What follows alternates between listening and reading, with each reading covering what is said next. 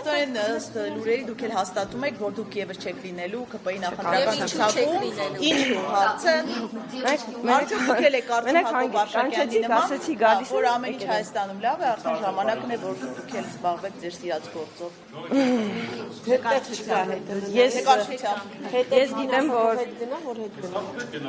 Ես գիտեմ, որ կան մարդիկ, որոնք չեն ցանկանում հիշել ինչ ա եղել 18 թվականից առաջ, կան մարդիկ, որ իրոք չեն հիշում, դա նորմալ է, մարդու հիշողության հետ կապված, բայց 18 թվականին ես իմ թիմի հետ ենք հիշ մարդկանցից էինք, որ փոփոխություն արեցինք Հայաստանում, որը անհնարին էր թվում։ Եվ այդ ժամանակ կարծում եմ նորմալ եւ օրինաչափ էր, որ ես թիմի հետ այստեղ էի։ 21 թվականին էլի կլինեն մարդիկ, որ չեն համաձայնվի, բայց 21 թվականին ես ներսից իմ թիմի հետ տեսել եմ ինչ է նշանակում, երբ որ դու կանգնած ես պետության ու պետականության կորստի առաջ, իրոք կարող է դուք դա չեք զգացել, եւ ես երջանիկ եմ, որ դուք դա չեք զգացել, ես դա զգացել եմ, ես դա ապրել եմ իմ ընկերների հետ ու ես չգիտեմ, հպարտանում եմ, որ մենք այդ ճգնաժամի միջով անցանք։ Եվ այդ ժամանակ թիմին լքելը նույնպես կլիներ դավաճանություն, ես այդպես եմ կարծում, պետք էր ձիգ կանգնել, որովհետև հարցը ոչ թե քաղաքացիական պայմանագրի կամ իշխանության մեջ էր, հարցը պետության ու պետականության կորստի մեջ էր։ Դրանից հետո ես կարծում եմ, որ հատկապես այս տարի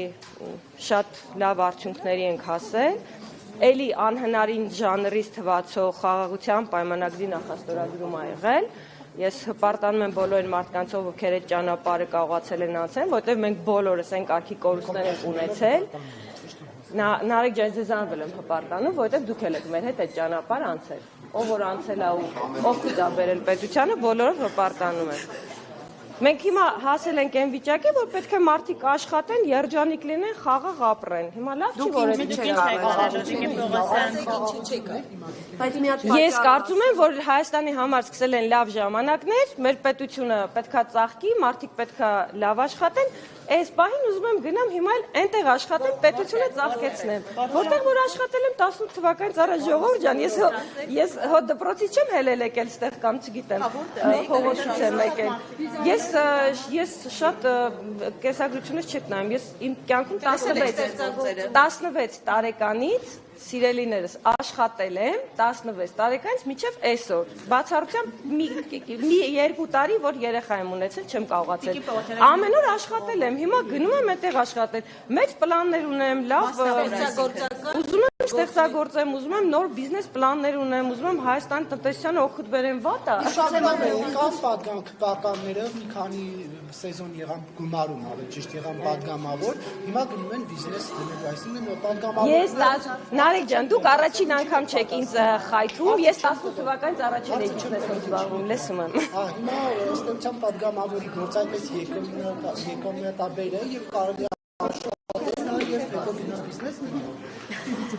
Սիրելի Նարեկ, առաջին անգամ չի, որ հարցով դու ինձ խայթում ես։ 18 թվականից առաջ ես աշխատել եմ, բիզնես եմ ունեցել, շատ ավելին եմ վաստակել, քան ազգային ժողովում եմ վաստակում։ Ես օրենքը պահպանող, հարգող պատգամավոր եմ, ես երբեք ինձ թույլ չէի տա պատգամավորական գործունեությանը զուգահեռ որևէ գործունեություն ծավալել, որտեղ դա անօրինական է եւ հակասահմանադրական։ Հիմա ես ուզում եմ իմ ընտանիքի համար ավելի լավ ժամանակներ բերեմ։ Ինչ մեղք ունենի երեխաները։ Այսինքն բիզնես եք ստեղծելու, հատիկ շարունակել եմ կուսակցությունում մնալ, դա ոչ մի բան չի փոխվում, երբ որ իմ ընկերներն իմ կարիքը կզգան, ես նորից կլինեմ։ Իրանց կողքին ընտրություններին իրանց օգնելու եմ, 26 թվականի քաղաքացիական պայմանագիրը վստահ եմ, որ հաղթանակ ունենալու եւ լավ հաղթանակ ունենալու։ Իսկ դուք բիզնեսի ո՞ր ճյուղն եք ընտրել։ Ես համարում եմ, որ քաղաքականությունից դուրս կյանք կա, ես տեսել եմ 30 տարվա մեջ ոնց են եկել մարդկանց ժամանակը եւ իրենք չեն գիտակցել, որ ժամանակը եկել է գնալու, պետքա սթափ լինել, պետքա հասկանալ, եթե արել ես այս պահին ուրիշ տեղ ես տեսնում, պետքա հանգիստ գնաս, չվախենաս։ Կարող է կան մարդիկ, օրինակ 30 տարվա մեջ ես տեսել եմ քաղաքական գործիչների, որոնք կարճել են քաղաքականություն, չեն գնացել։ Ես ընկալել եմ, որ այդ մարդը այդտեղից դուրս ոչինչ չի կարում անի։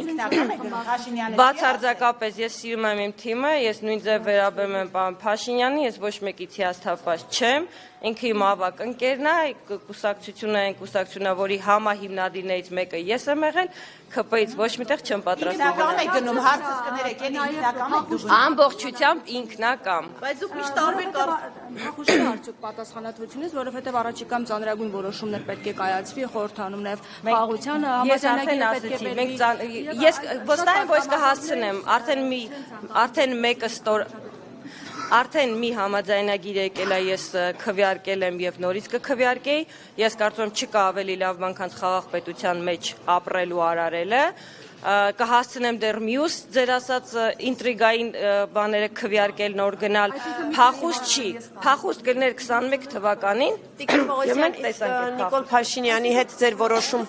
Նիկոլ Փաշինյանի հետ ձեր որոշման մասին քննարկում ունեցել եք, ինչպես է նա արձագանք։ Ոչ, պարոն Փաշինյանը մեր ոչ մեկի ազատ կամ արտահայտման վրա ազդեցություն չի ունենում։ Չէ, ազդեցության մասին չեմ ասում, ոնց է արձագանքում ձեր որոշմանը։ Ես պարոն Փաշինյանի հետ չեմ խոսել այդ հարցով, պարոն Փաշինյանը երբևիցե, ես չգիտեմ Նարեկ ինչ ինֆորմացիա ունի եւ Նարեկին ոնց են վերաբերվել, երբևիցե իրեն ճանաչած առաջին օրվանից որևէ մի օր ինքը իմ ազատ կամ արտահայտման վրա ազդեցություն չի ունեցել եւ դա չէր կարող լինել։ Հայրյանին ասում էր, որ պետք է SMS-ով պետք է հեռանալ խմբակցությունից, դա ազատ կամքի վրա։ Դուք ասում եք, ես ասում եմ իմ հետ նման բան չի եղել, եթե մարդիկ այնպես են, եթե կան մարդիկ, որոնք ունենում են այնպիսի վարքագիծ եւ հետագիծ, որ լավ չեն ընկալում ինչ է կատարվում եւ իրանց պետքա բացատրել ինչ է կատարվում, այդ մարդկանց խնդիրն է։ Ես ասում եմ, ես այդ խնդիրը չեմ ունեցել։ Ես միշտ իմացել եմ ինչա պետք անել։ Բայց արդյոք սա չի խոսում այն մասին, որ խնդիրներ այնուամենայնիվ խմբակցությունում կան, որովհետև էլի պատգամավորներ կան, որոնք չեն ցանկանում։ Ես հասկանում եմ, դուք ինձ շատ եք սիրում։ Ուզում եք ես մնամ խորհրդարանում։ Տեսեք, եթե ես չեմ կանգնում այստեղ եւ ճեպազրույց տալիս եւ դա չի նշանակում, որ ես пассив եմ։ Ես իմ հանձնաժողովում իմ ամենօրյա աշխատանքը արել եմ, այն ինչ հասնում է ինձանից ես արել եմ։ Եթե պետքա քաղաքական ես հասանք պատարակներին, անկեղծ խոսում եք նրա մասին խոսալ։ Դա որովհետև ընկալում է որպես աջակցություն։ Լավ, հիմա ես այդ թեմային չէի ցանկանում անդրադառնալ, բայց ես Նարեկը ստիպեց։ Ես առհասարակ պատարակների չեմ գնում, շատ վաղ ժամանակ հասկացել եմ եւ դրա մեղավորը եւ ճակերտավոր եղել է հենց Գարեգինը եւ իր քահանաները, դա այսօր չի եւ 18 թվականից հետո չի որ եղել։ Ես իմ համար հասկացել եմ, որ այդ մարդիկ էտալոնը չեն, որտեղ ես պիտի պատարակի գնամ, իրանց վարքը նաեւ 30 տարվա ընթացքում բերել է ինձ այդ մտքի, որ եթե ես Աստծո հետ խոսելու բան ունեմ, իմ միջնորդը ոչ Գարեգինը, ոչ նրա նման քահանաներն են, ոչ էլ շենքը, եթե ես Աստծո հետ խոսալու կարիք ունեմ, ես հիմա ձեր հետ այստեղ կանգնած եմ, կարամ Աստծո հետ խոսամ, դրա համար ինձ պետք չի որևէ տեղ գնալ։ Իսկ եթե ես 30 տարի Աստծո տունը ամբողջ տիեզերքն է։ Եթե Աստված ամեն տեղ է,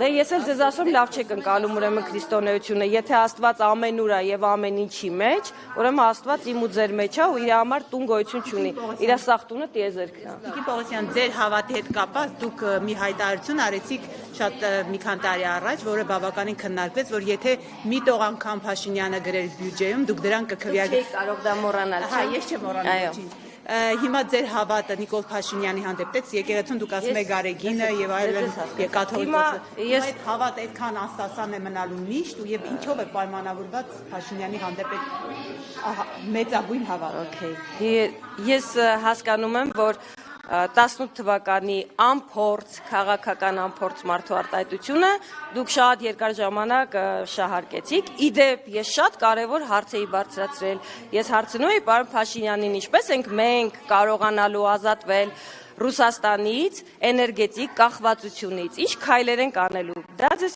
էական չէր։ Իսկ խոսքը ձևակերպելը, եթե դու փորձ չունես քաղաքականություն, դա ամոթ բան չի, ես չեմ ամաչում։ Ես ամեն օր սովորում եմ։ Այսօր ձեր հետ զրուցելուց ես այդ կաշկանդվածությունը չունեմ։ Դա համար պետք է ճանապարհ անցնել։ Ես քաղաքական ճանապարհ չէի անցել, որ այդպեսի բան ասեի։ Ինչ վերաբերում է պարոն Փաշինյանին, եթե ես վստահ լինեի, որ ինքը վատ բան է անում կամ սխալ բան է անում, ես շատ ավելի շուտ կհեռանայի։ Ես վստահ եմ, որ ինքը ճիշտ ճանապարհով է գնում եւ վստահ եմ, որ ինքը Հայաստանի համար լավագույնն է անում եւ դուք իհարկե կարողա չեք ճանաչում այդ մարդուն, դրա համար այդտենց ռեակցիա եք տալիս։ Ես չգիտեմ ավելի պետականամետ եւ Հայաստանը ավելի շատ սիրող մարդ, քան Նիկոլ Փաշինյանն է։ Պողոսյան քաղաքացիական պայմանագիր կուսակցությունը բարեբարքության կանոնագիրք է ընդունել։ Ինչ եք կարծում սա էթիկայի։ Սա Թաթոյանի ասուլիսից հետո արված հայտարարությունների շարունակությունն է։ Անկեղծ ասած չգիտեմ ինչ էթիկայի կանոնագրքի մասն եք խոսում, չեմ հարցնում։ Գրի Facebook-ում սրբազանից հետ ինչ գործ ունես գնաց հերակնոջը տոմպիկ երևի դա զսպել։ Վարչապետը արդեն ասել է, որ ինքը չպետք է այդպես աներ, ինքը իր ասածի համար նեղություն խնդրում է, չեք ստիպում ես չեմ ասել, տեսվանից չեք ստիպում ես նեղություն խնդրեմ։ Փուլում հնչում են հայոյանքներ, թափական տարբեր պաշտոնյաների կողմից արտահայտություններ, որոնք ըստ էթիկայի կանոնագրքի, որ ընդունել են, պետք է չհնչեին, եւ հիմա այսինքն ինչ